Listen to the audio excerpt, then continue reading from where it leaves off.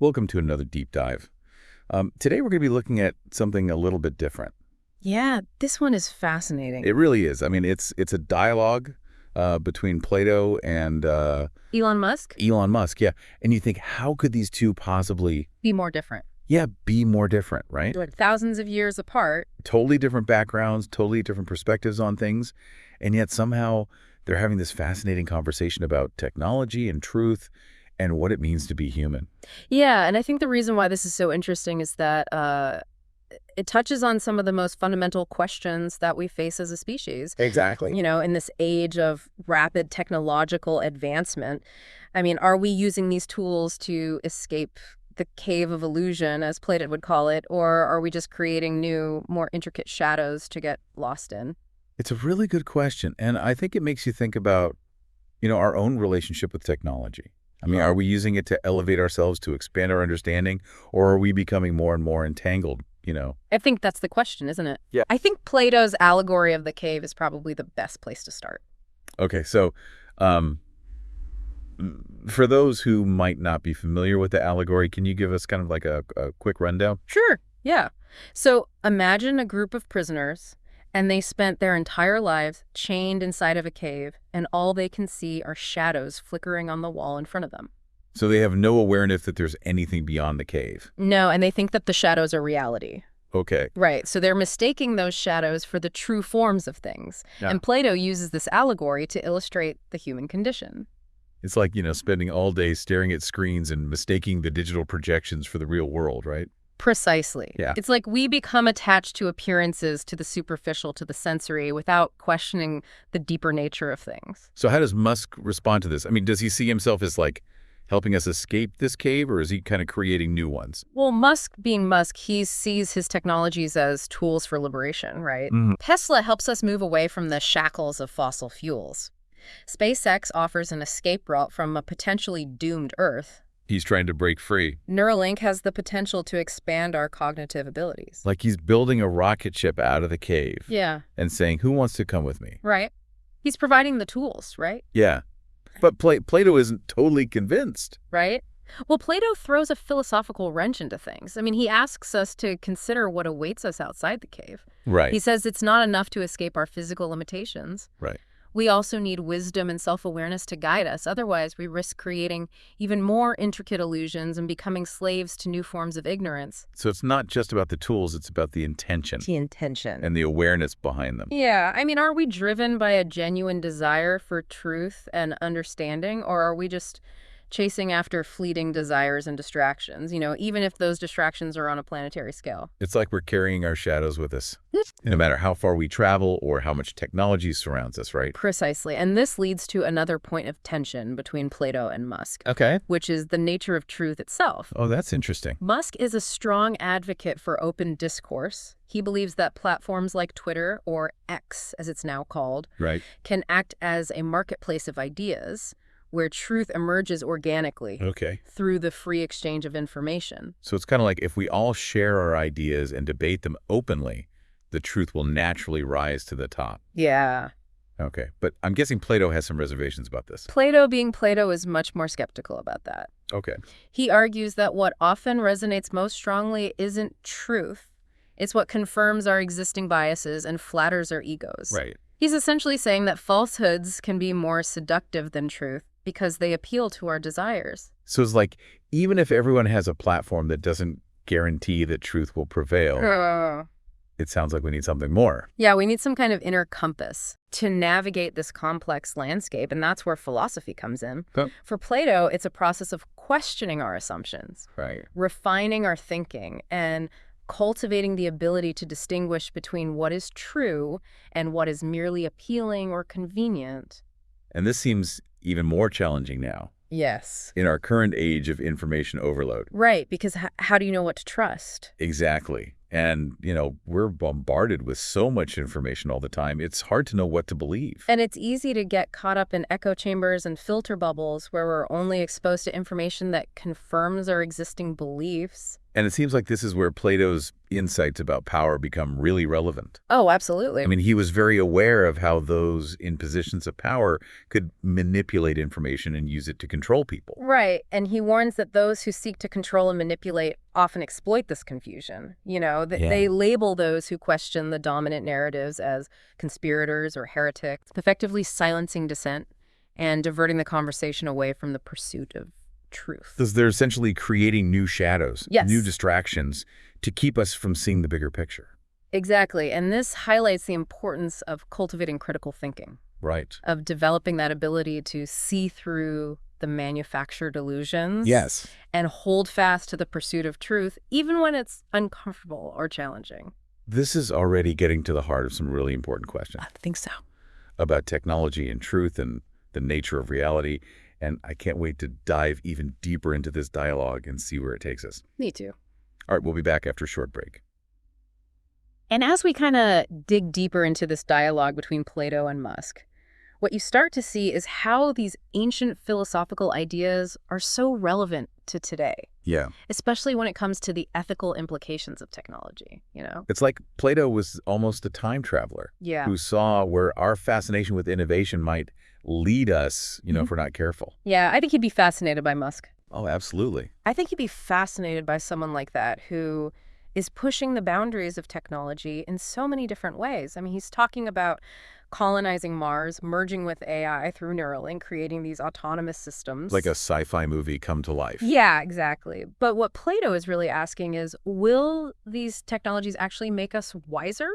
More compassionate, more connected to reality? Or will they just amplify our existing flaws and desires? That's a good question. It's the classic dilemma of technology, right? Right. I mean, we've all seen how technology can be used for good and for bad. Yeah, and I think Plato is urging us to be really mindful of the potential downsides of these advancements, especially if they're not guided by wisdom and ethical considerations. So it's not just about the what of technology, but the why, The why. the intention behind it. Yeah, and even who's driving this innovation, who's making the decisions about how these technologies are developed and deployed. Well, that leads into a fascinating discussion about leadership. Oh, yeah, this is where things get really interesting. Right. Because Plato actually turns his attention to Elon Musk himself. Right. And questions whether his drive stems from a genuine desire to serve humanity or from a more ego-driven ambition. This is a question that we can ask about any leader, really. Yeah, especially those who are shaping the technological landscape. Yeah. Are their motivations rooted in wisdom and compassion, or are they driven by a desire for control recognition, even a kind of technological immortality? Like they want to upload their consciousness into a machine and live forever. Yeah, exactly. And Plato, in his typical fashion, he pushes us to consider the potential pitfalls of unchecked ambition. So it's not enough to have a brilliant mind and a grand vision. Right. You also need wisdom, humility, a deep understanding of human nature. Yeah, those are the qualities that Plato associates with the philosopher king. The ideal leader. The ideal leader, someone who embodies both wisdom and practical skills, someone who governs with justice and compassion, guided by a deep understanding of human nature. A high bar.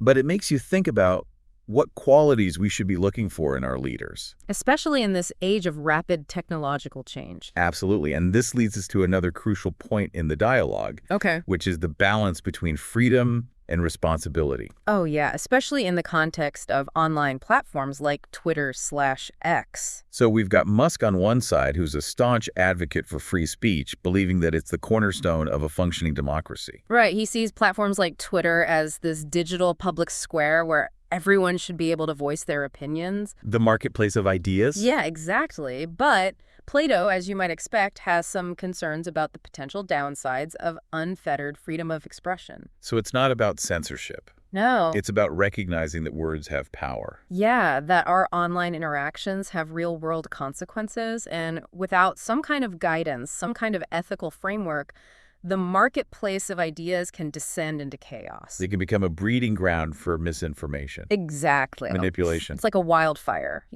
where falsehoods can spread like wildfires, especially in the age of social media.